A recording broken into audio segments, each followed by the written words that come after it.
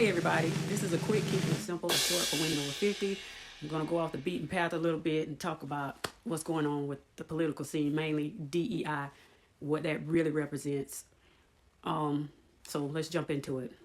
Women over 50 and all American women, did you know some of the rights that women of the past had to fight for so that women of today could live just as freely as men of today?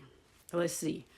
There's the right to vote, the right to buy property independently of or without a husband or a man, the right to be educated, to be free from violence, even if it is coming from a husband, and equal pay.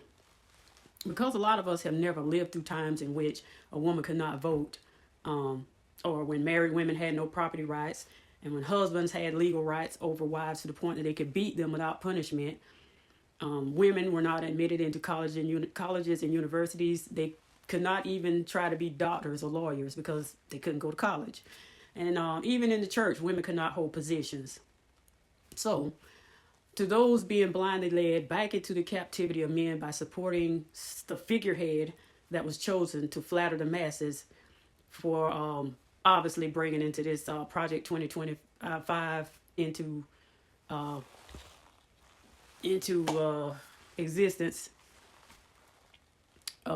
There's one group of women in particular that is being targeted more than any other. And no, it's not the black woman, because black people have always been, kind of held back, never being allowed to go so far to begin with. So black women know how to work around challenges.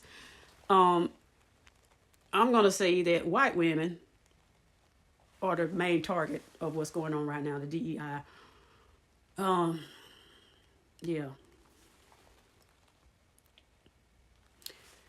Because they are the biggest recipients of DEI, and the majority of what the current American government is doing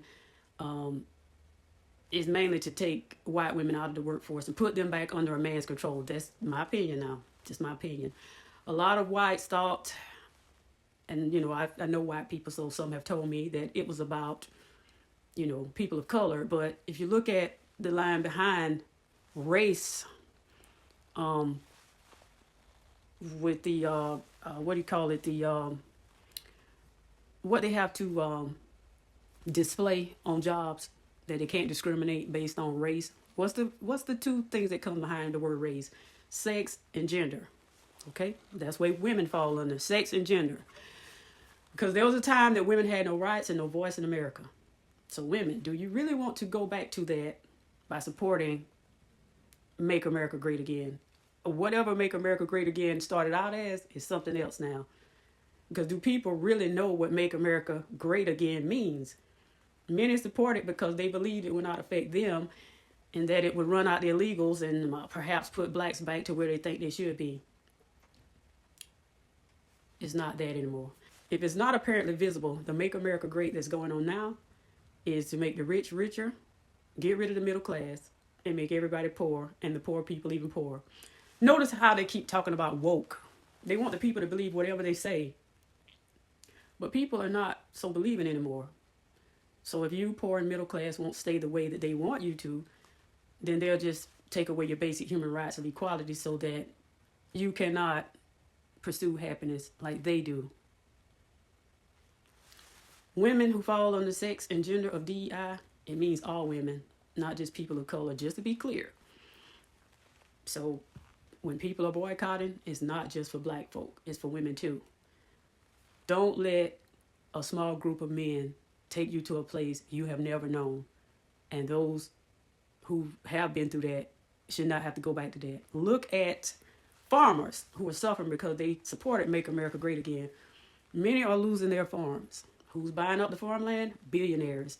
Make America Great is now billionaires who want to take over the country, and they are billionaires from another country, allegedly. All of this, in my opinion, is just my opinion and an observation, a hypothesis. It's an educated guess. In my opinion, are they even trying to hide themselves through their behavior anymore? No. It's behavior that's embarrassing, and it's behavior that's cutting off Americans from the rest of the world. There, I've said it. I tried to stay out of it, but, I couldn't. So my advice to everybody, My advice, if you're not going to participate in trying to stop what's trying to happen, then you start stockpiling your perishables and goods. Make yourself prepared so that, if anything happens to modern America, you can sustain yourself for a little while. Okay, that's it for now. Thanks for watching.